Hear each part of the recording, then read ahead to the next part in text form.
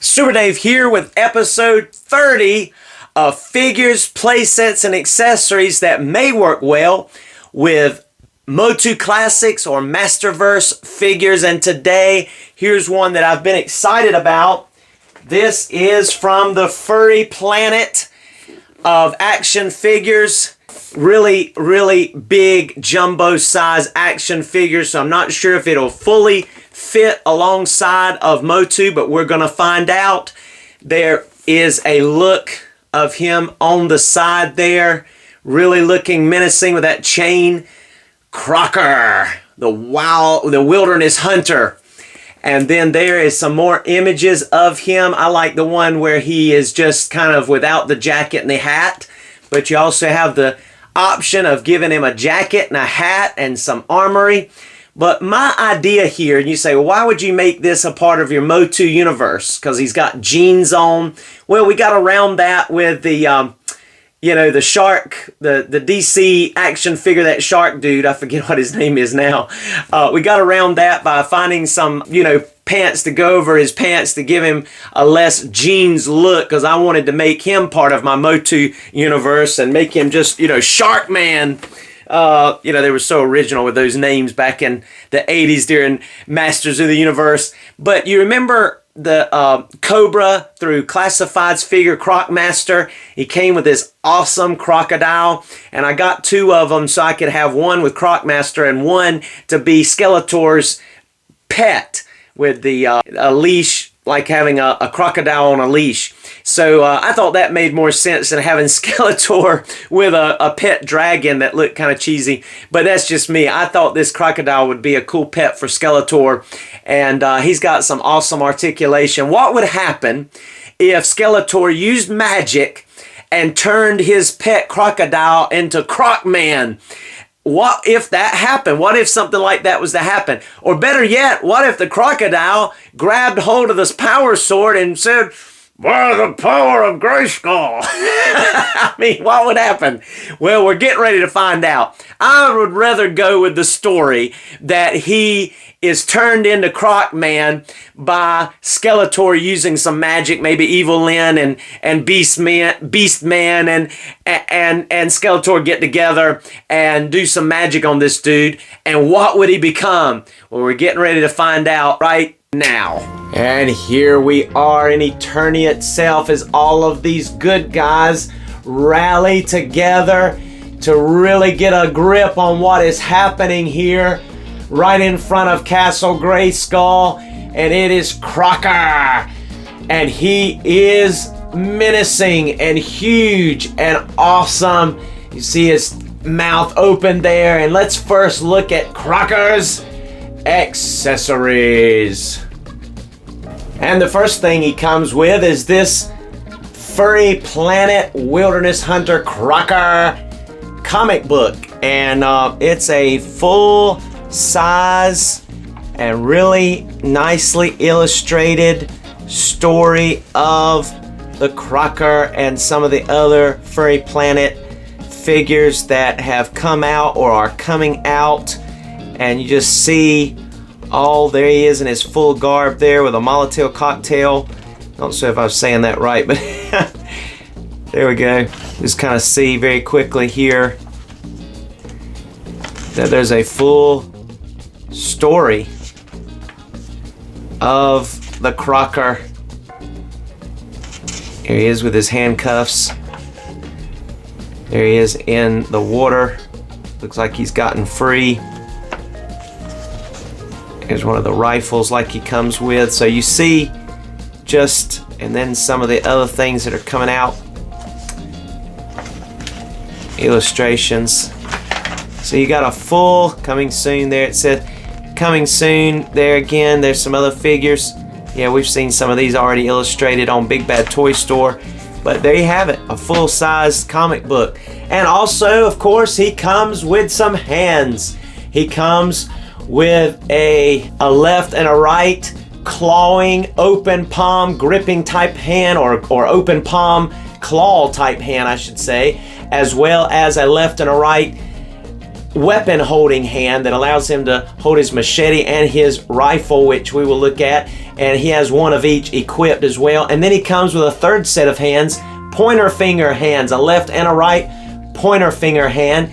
And you see the ones that are equipped there. There's one on his right, the open palm clawing hand, and then there he is holding with his left hand, the weapon holding hand, his machete or his knife or whatever that is, survivor knife, machete, knife, whatever it is there. He comes with a jacket, as you see there, really cool jacket accessory with some really neat details going on there. Wrinkles and a nice wash. You see the threads. You see like where it looks like the sleeves were ripped out. Again, you see the threads, and all of this is plastic. This is not a soft goods, but you could almost, if you did not see it standing up on its own like that and saw it on the figure, you would think it was soft goods because it looks so realistic there, but it is made of a fairly soft pliable rubber, so you can get it on him, stretch it on him there pretty good. And then what are these things? Now, this is what I was confused about early on when I saw images of him. Didn't quite understand how his articulation works, which we'll be looking at that here in just a few minutes. But this is so that he can look, so he can look to the left. You know, if we looked at him from behind, you'd say that was his left. So he's looking to our left and his right there. And if you want his head to go to his left and our right, then you would need to snap this on and then put the face part of the head, into here so that he can look that way. If you want him to look straight on, then you're going to have to pop this piece into the neck part and snap his face mechanism, face head part, into this face and neck part in there so that he looks head on. So if you want him to look left or right, you've got to use one of these devices, or straight on, use this accessory, this adapter piece here. So that is going to be part of his articulation that we'll look at in just a moment. Of course, the one he's got attached now is the one that allows him to look to his right and our left. So you see how that works. But we'll look at that in greater detail during our articulation segment. He comes with a rifle as well as a way to store that rifle. As you see there, he's got a little satchel that will strap onto him, either I guess around his waist or across his chest and back area, because that is a long belt that he comes with, and it's adjustable. You see the little belt buckle here, and that is adjustable, but that is a nice soft rubber that his rifle will go right on into, so he can kind of store that. And he has this little pouch here that will tab in to his back. You see the tab, and we'll look at that when we take a closer look, so that he can store his machete or knife right down into his, or behind his back there, about waist high. And it's got a nice little detailed paint app of silver on this little hook here, as well as the buckle, even the weaving there along the leather part of this plastic that looks like leather with the weaving. So that's neat. It's pretty plain on the back, but that tabs in. There's a hole for that, so that'll allow him to hold his knife. And then of course he comes with his handcuffs, and they're plastic handcuffs. They do not open. You would actually have to pop off his hands and then install these and then pop his hands back on. We'll show you that. And then he comes with a hat. You see his Croc Australian, almost type outback looking hat, leather worn looking, with a real life cloth rope or strap that will allow him to, strap that on. And by the way, that handcuff, even though the handcuffs are plastic, the chain is real metal. But there we go. And there's a little secret, little neat trick about that hat that we'll look at in just a moment as we take a closer look. So let's go ahead and do that now as we look at Crocker's articulation and a closer look at this dude. And here is our Crocker by Furry Planet, and the first thing that I'll show you is that hat is actually held on by a magnet. And so if you're interested in him sporting that croc look, that outback, you know, Australian looking style crocodile action, then you can certainly put on his hat, mate, and be ready to go. Yeah! So there you have his hat. You see again, there's that magnet underneath there, and the wornness of that leather looking hat with a silver band around it. There's that real cloth little rope or string that you could certainly adjust if you need to. Just kind of lets it dangle, just hang there. But that's really neat, that worn look. And with that magnet, so that must mean there's a piece of metal or something up in the head here. But that is cool. But I'm not going to be using the hat because, again, he is my crocodile transformed into Croc-Man or Crocker. And so let's go ahead and take a closer look at him. I've already strapped on, this is an actual band, as you can see here. This is a band, and you have a buckle, and you can string that in there and just pull that as tight as you need to.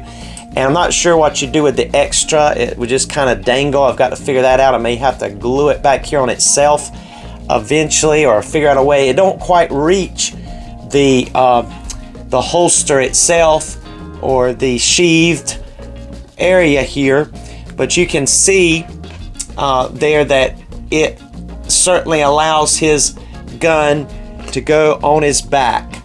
So I can pull it out here, and you can see it's a soft enough rubber. You can just pull it out, trying to do it without stretching the band or loosening the band around his chest, but I've just got that wrapped around him. I guess you could put that around his waist as well, but I think it seems to be more appropriate around his chest and on his back there, as you see. So that is so neat. Just look at the details. Every single part of this dude is just awesome. You do have to snap the tail on out of package, and I had to heat mine up, but it just pops right in this area right here that's already looks like the jeans is coming out for him to be able to have his tail. It's got that leather belt look. Look at just the scaling, the larger scaling here on his back, down into the smaller scaling, and all the way down through his articulated tail. Just see the details all through. This dude is just where it's at. It's really, really nice. And I just believe here that you have a very high quality action figure with some amazing detail and washes and paints. The complexity of this dude's paint job is just immense. Just look at the belt, the realism of that belt buckle, the scarring on it looks metal. Then these jeans, just the wrinkles and the denim look with just the wash that's in there. You even see the metal belt loops, belt holes. And his arms and hands and his claws. Look at his feet. Just every part of him is just so well done. Look at those eyes. I mean, those eyes just look so, they're looking right at you. His teeth. We're getting ready to go into the complexities of this articulation, but let's just look at the mouth here. Just look at that. Looks like it goes back down in there. And it does, but it just almost gives the illusion like it goes even further than it does. Kind of like a tongue region there. The gums, the teeth. The way that looks like the fibers of his jaw are stretching instead of like a hinge. It just looks very convincing. And again, those eyes that are just, those crocodile eyes are always just very spooky anyway. It's like it just looking right through you. You can close that mouth all the way, and his teeth actually interlock into each other so that they come together flush. Isn't that neat? Very, very well done. And they're not so believable where it's perfect. They're actually out of niche, kind of like you've seen crocodiles in real life and alligators where their teeth are just kind of scattered, but that's the way he looks. I mean, he's lived some, and his teeth are just kind of worn and scattered and moved around, but they still interlock so that his mouth closes. So that's just so neat. And now looking at this gimmick that allows his head to move, you see that this entire part pops off. You have the head still attached to the neck region, and you have those pegs. So if you go, say you want him to look to the right, then you would take this piece here, our left, his right, as it was earlier, and you just peg that right in. It pops right into place. You see that?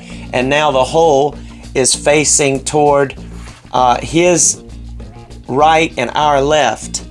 And then you can take this neck piece or the head piece and just pop it right out. You see that? And this part is also articulated on a ball joint. It goes up and down, left and right, so you're going to be able to get some motion. It's limited, but you'll get some motion from that. Now I have had to heat mine up to get them plugged in every time. It is just a job trying to stick that in that hole and go back and forth and put a lot of pressure, and you feel like you're rubbing into this part here on the top of the head. You can already see a little bit of scarring, which that may have already been there just from the texturing that's given, but it could certainly start rubbing right here. It's going to do that anyway, just moving him around, but trying to get that head on. So it's good to use the hair dryer and heat up that hole, and then this will pop right into place. So I'm going to do that off camera. And now that I've heated it up, it'll pop right into place. And now he is looking that direction, as you can see. And now to plug in his ability to look to our right, his left, just pop that piece on him there. That one's not snapping as easy as the other one did, but there it went. You see it's flush, and then I've already heated it up, so you just pop. And so you see now he's looking to our right and his left there. If you look on him straight on, he's turned his head that way with that attachment. And then as we showed you starting out this articulation, we can pop off again this piece, pop the head off of that piece, go ahead and get the part that is him looking straight on. I think it's still warm enough. Yep, still good and pliable enough for me to pop that piece in. And you can see with that on, he's not going to get a whole lot of movement, but he'll be able to look down a little bit. Does leave some gap up there, be able to look down a little bit with that. And he's going to be able to look up a little bit there like that. And then, you know, the side to side is going to be very limited, but he could get some expressions. Some of your, you know, head side tilting is going to be able to be done with that. So let's go ahead and pop that back into place. Got to move the strap again. The strap gets in the way kind of with that mechanism trying to work that, but you can work around it. There we go. Strap still on. And there again, looking side to side like that, getting some expressions. There you go. But for the most part with that, he's looking straight on at you there. And it looks fairly flush, looks good, works great. Now these arms, go ahead and do this one. He's going to be able to get full 360. He's going to be able to go out 90 degrees. He does have true bicep swivel, really well done. He also has a elbow bend, which is just single jointed, but he also has a elbow swivel there, so you're going to get some extra abilities, but that goes about 90 degrees with that bend there. And then the hands are on a swivel and ball joint, as you can see there, which that would allow, as we said, him to be able to put on his handcuffs if you wanted to lock him up, if He-Man and Fisto had to go after him and arrest him in Eternia for causing problems. And here with these hands, just like with the head mechanism, it's going to be hard to pop them on. I got that one on pretty good. That was better than before off camera. But anyway, you're going to be able to strap on those handcuffs by popping off those hands off that ball joint. Got to move them in a little closer here. Chain is long, but it's you're going to have to move them in a little closer. Let's see. Oh, might have to. There we go. Tilt that. Okay, there we go. You can put those handcuffs on him just at like so. You see the chain dangling. And one thing I will mention about that is that there's a little break in the middle. It's basically a small little loop, like with some just fine-tuning jewelry work kind of thing. You would be able to detach them so that he has broken handcuffs as well. So you could have them just dangling like, haha, I broke free and I'm free. You could do that as well. Moving on to his diaphragm, he's going to be able to crunch. That's about as far as he's going to crunch forward. He's going to be able to bend back just a little bit. He's not getting a whole lot of motion there. Go ahead and show you that motion again. Not a whole lot, but it's there. He's going to be able to get a little bit of tilt, but it doesn't really stay that well, and I'm trying to force it. He is going to be able to turn slightly. This almost feels like the first 8 waves of Masterverse that don't quite want to turn even there, but he will get some turn at his waist from side to side. So not a whole lot of ability at that diaphragm. A little disappointed in that, but he certainly is not going to get the splits. That's as far as he's going to get with his legs. He's going to be able to kick far up though. That's a pretty good amount there as he gets that good stride. He's got single jointed knees which still get the job done. That's, definitely 90 if not better. He's going to be able to get a little bit of tilt with that foot, not quite all the way, but it's definitely there and definitely does the job. It'll be able to go up a pretty good amount, and you get rockers with a forward-facing pin, so he's going to be able to get some pivot with his stance when you use those feet. So that's excellent. And there's also a swivel at that knee joint as well, kind of like we see with Super 7 Ultimate. So that is good to know, so that you can get some extra stance options there. Moving on to the back, this tail again is on a ball joint, so you're going to be able to swivel it. You're going to be able to adjust it up and down here. You're going to be able to swivel and adjust left to right and up and down slightly at this joint. And then you get maybe even a little less right here. You can get a swivel and get a little bit of left and right, and you get really the most left and right here at this ball joint. It's going to swivel and go left and right. Let me show you. You see it goes pretty far. Really good there. And so the tail is very well articulated. And while we're back here, you remember this little pouch that I showed you in accessories? It pegs right into the back of his, and we may have to work that a little bit because it's a soft rubber into a hard hole, but it does go in there. You might have to turn it, you actually need to turn it sideways. That may be why. There it goes. Goes in easier that way because it needs to be, because if I go ahead and remove his knife here, you can see that you're going to be able to peg that, or actually slide that knife right into that pouch that will go behind him right there. So that is really neat. So there we've looked at, taken a closer look. You've seen the rifle and it's holstered on his back. You've seen his articulation and the way those necks and head articulate with that those 3 attachments. You've seen his tail. I think we've seen everything that we need to see. And so now let's go ahead and do some comparisons.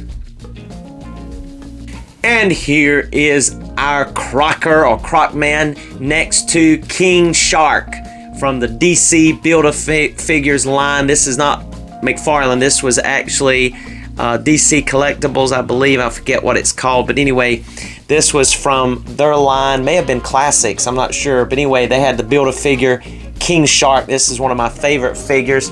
He had the same situation. He could not move his head left and right, but they did not come with this one having what he had with those attachments that would allow you to show him with his head to the left or to the right, which, you know, sharks usually use their body for that anyway, but his mouth opened all the way. It really didn't spend a lot of time showing you mouth articulation, but let me just show you just how far his mouth will open. It's a good amount there. You can see, I mean, you could fit an entire He-Man head inside of that mouth and bite somebody's head off. So we may show that in the photo gallery. But Crocker is saying, take a look at this fishy character next to me here.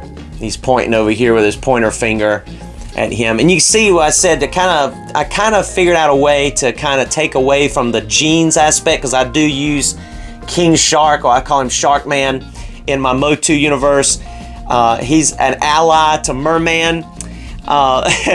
So he is actually one of Merman's henchmen, and I found a belt that I think came off of a Gladiator Build-A-Figure from Marvel Legends, and I stretched it over this dude using the hairdryer trick again, and then putting this big old knife right in there. He's got his knife holstered in his belt, and that kind of takes away from the whole denim look. I guess with this guy, I could paint those jeans a different color and kind of make it look like he's got fur, or put some stripes in here. I don't know, just make it look like less denim, because I don't know, denim doesn't really go along with Eternia and the MOTU look.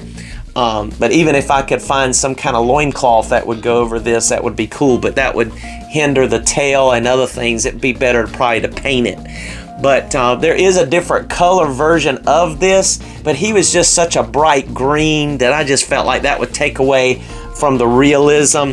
I wanted him to, fit in as most as possible with this crocodile, so that I could pretend that it was this crocodile turned into Croc-Man. So you can kind of see here the similarities. The head size is not too far off. This head is a little bit wider than this one, but you can see it, matches up pretty well there as far as crocodile head. So there's another comparison there, just showing you this dude here with his tail, and his articulation looks really cool. And if he was to transform into a larger size and a stronger size and a humanoid size, there you have him. That's what would happen. And so that really looks good together, I think, with King Shark. And just in keeping with the theme of a Build-A-Figure, here is our Build-A-Bear, Build-A-Figure bear from Marvel Legends. And forget what wave that comes with, but I did break his jaw and use some putty so I could close his mouth or open his mouth. I've got it closed there now. But he's saying, well, dude, if you don't want this hat, I'll take it. I'll wear it there. And Croc's like, check him out. Check him out with the hat. He's pointing his finger. He's like, okay, dude, your hat looks okay. It's fine. I don't want it. You can wear it.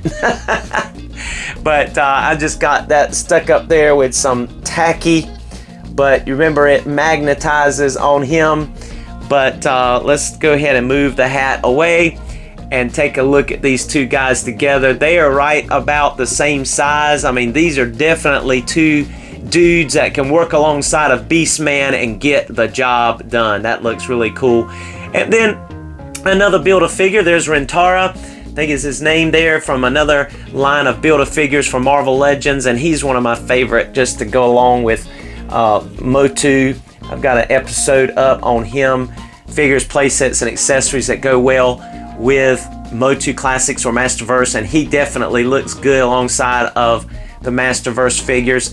And I really believe that he's within scale. You see, if the bear will work, then the crocodile will work. He is just huge and thick and heavy, and his accessories, even his knife and rifle, look like that they would work with 1/6 scale figures, 12-inch figures. But that's just because he's so big in his features. But he is that 1/12 scale, as you can see. He's on the big side, but he is that scale. Matter of fact, we can go ahead and take a measurement. So bringing in our tape measure, I stood him up just as high up as he could go. You can see if you bring it in here, he measures in right at 7.5 inches, the top of his head, right at the 7.5 inch mark, which is right along with this dude here. The bear dude is right at the 7.5. So yeah, they're about the same exact. Give a millimeter or so, just about the same exact height here, if you get an idea of the girth and the height of this dude.